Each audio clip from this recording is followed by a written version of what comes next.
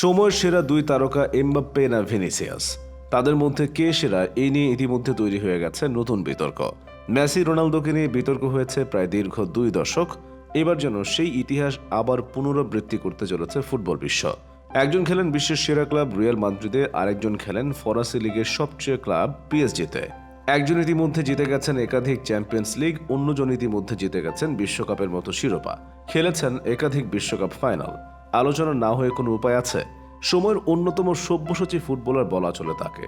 ক্ষুরধার football মেধা, প্রখর গতি আর গোলের জন্য হন্যে হয়ে থাকা, সব মিলিয়ে কিলিয়ান এমবাপ্পে এই সময়ের সেরা ফরওয়ার্ড। এদিকে রিয়ালে যোগ দেওয়ার পর শুরু অধ্যায়টা মোটেও ভালো ছিল না ভিনির জন্য, তবে ধীরে ধীরে পারফরমেন্স দিয়ে হয়ে উঠেছেন রিয়ালের অবিচ্ছেদ্য অংশ।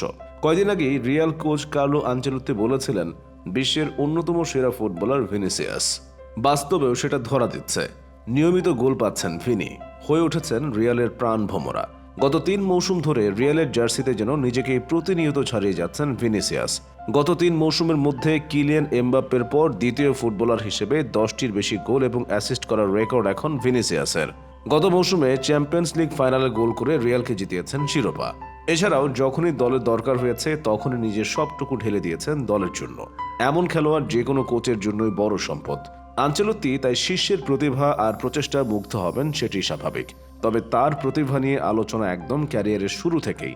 রিয়াল মাদ্রিদে যোগ দেওয়ার আগে থেকেই ভিনিসিয়াস জুনিয়রকে নিয়ে মাতামাতির শুরু।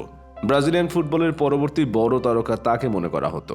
মেসি রোনালদো পরবর্তী যুগে ভিনিসিয়াসই বিশ্ব ফুটবল শাসন করবেন, এমনটাই বিশ্বাস করতেন অনেকে।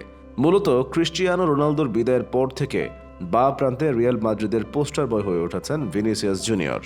ক্যারিয়ারের শুরুতে হাস্যকর সব মিসের জন্য সমর্থকদের ট্রোলের পাত্র হলেও গত মৌসুম থেকে করিম বেনজামার সাথে আক্রমণ ভাগে গড়ে তুলেছেন বিধ্বংসী এক জুটি। পূর্বের সবকিছু ভুলিয়ে দিয়ে হয়ে উঠেছেন রিয়াল মাদ্রিদ সমর্থকদের নয়নের মণি। এদিকে এমবাপ্পে যে অন্য স্তরে সেটা বুঝতে ভুল হয়নি। প্রথমেই যেটা চোখে লাগে সেটা হচ্ছে অসম্ভব গতি। বল দখলের লড়াইয়ে 50-50 বলগুলো প্রায় সবগুলোই সে অনায়াসে দখল করে ফেলে। আর একবার কোনো ডিফেন্ডারকে পেরিয়ে গেলে তার পক্ষে আর ওকে ছোঁয়ার কোনো সম্ভাবনা নেই। বল কন্ট্রোলও যথেষ্ট ভালো। ছোট জায়গার মধ্যে ড্রিবল করে বেরিয়ে যেতে সিদ্ধহস্ত। সেই সঙ্গে নিজস্ব কিছু স্টাইল। ছুটতে ছুটতে গোড়ালির ধাক্কায় নিখুঁত পাস, বল রিসিভ করার পর মুহূর্তের ভগ্নাংশের জন্য থমকে দাঁড়িয়ে আচমকায় গতির বিস্ফোরণে বিপক্ষকে বেসামাল করে ফেলা, গোল করার পর 2 বগলে হাত দিয়ে সেলিব্রেশন। তবে এই সবকিছু ছাড়িয়ে দৃষ্টিগোচর হয় ছেলেটার দুর্দান্ত ফুটবল সেন্স এবং অসম্ভব ঠান্ডা মাথা। প্রায় দেখতে পাওয়া যায় পেনাল্টি বক্সের মধ্যে ডিফেন্ডার এবং গোলকিপারকে নিয়ে বাপ্পে খেলাধুলা করছে।